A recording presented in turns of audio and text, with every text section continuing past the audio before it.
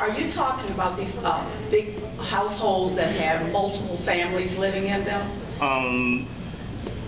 People say that they're family. That's the reason they can do that. But how do you know that they're family? They tell you. When you drive down the street, if someone stops me, they demand my identification for me to prove. But if you just knock on someone's door, they either don't speak the language or tell you, and that's evidence that they're family. Which that seems obscene that can happen. I mean, is everyone 20, 40 in a house, everyone's related? Well, that's a problem.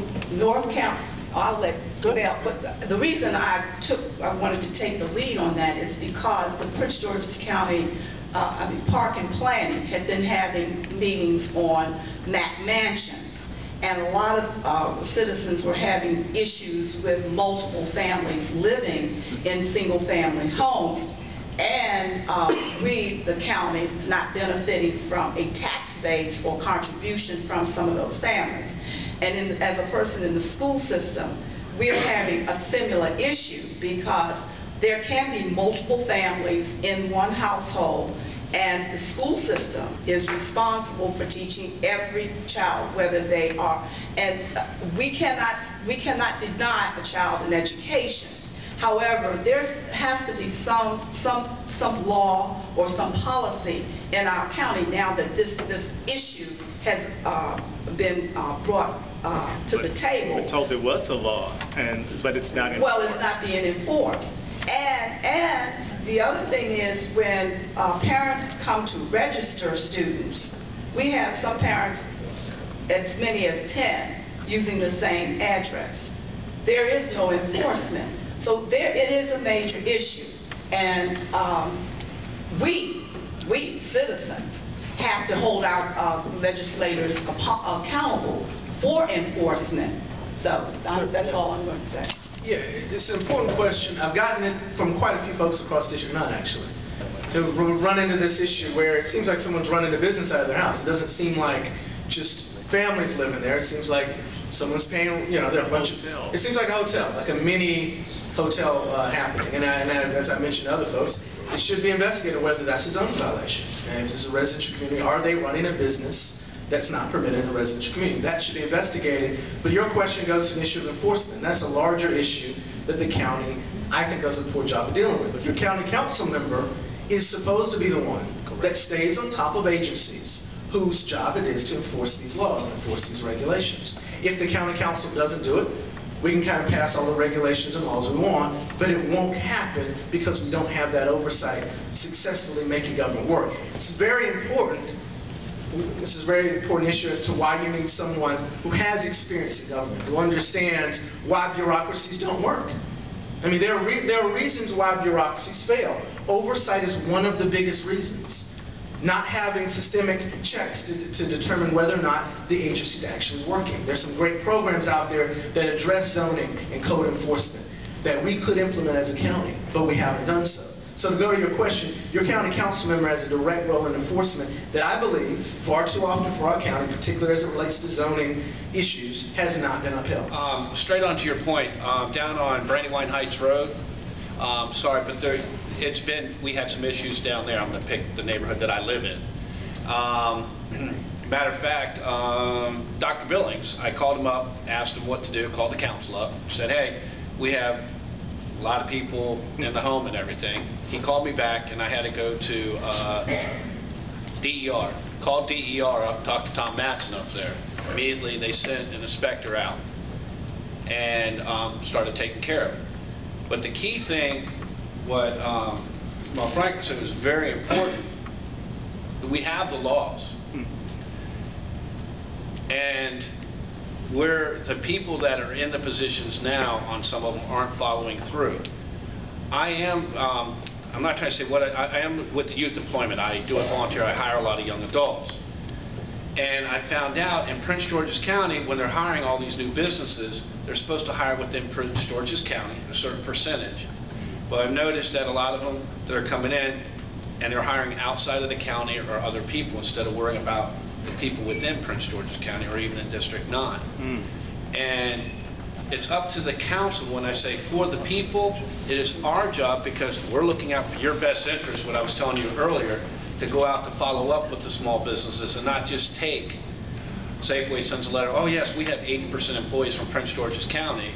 Then when I turn around and I knock on their door and I start asking employees where you work, and I found out half of them are in Waldorf, D.C., and Virginia, working right here at Brandywine Shopping Center. So you're 100%, and that's what I was saying earlier about supporting our small businesses and accountability. As she works with the school system, it's funny where I'm seeing a lot of kids, and right now I have it in my neighborhood, they're bringing their kids from D.C., their grandparents' house, they're all staying there, and they're falsifying documents so their kids can go to our schools. And it's making our own kids suffer. Make our schools worse. Correct. And it just needs to be accountable. I'll respond to that question. One of the things that I may have mentioned in my introduction is that my campaign theme is visionary leadership that gets results. There's a young lady by the name of Vera Means who is a member of the Greater Baden-Aquasco community. She's sitting in the back there. She has on one of my campaign T-shirts because we're dealing with a similar issue in terms of enforcement.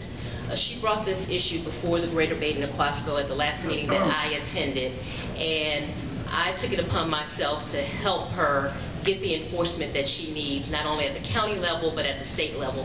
We're still working out that situation, but I'm not waiting to get into office. I'm getting results now. I've always gotten results when I get involved in any community issue or concern. I put my full effort in, and Vera can testify that I have held her hand and walked with her through this process, and she's been going through it for 18 months. She had a hearing today.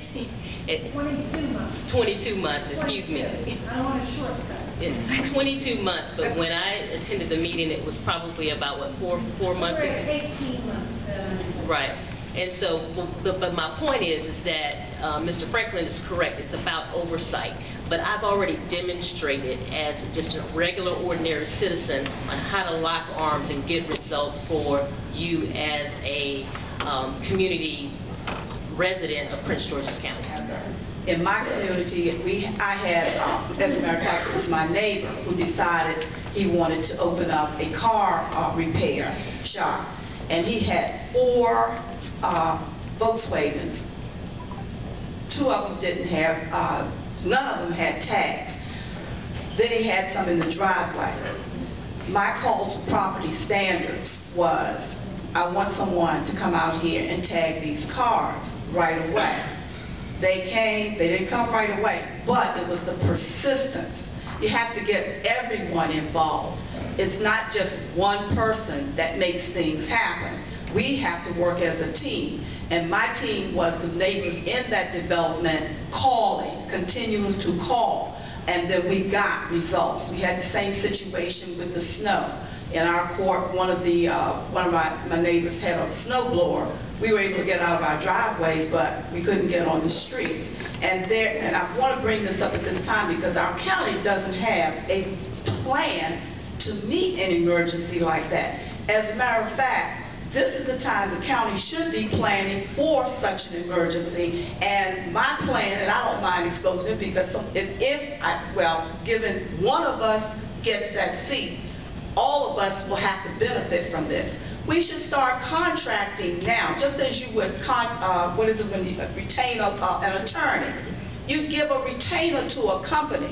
And when, in fact, we have the kind of emergency that we had this past winter, all we have to do is make a phone call, and those people should be prepared to come in and provide the services that will complement or supplement the services that we already have on board. So, thank you.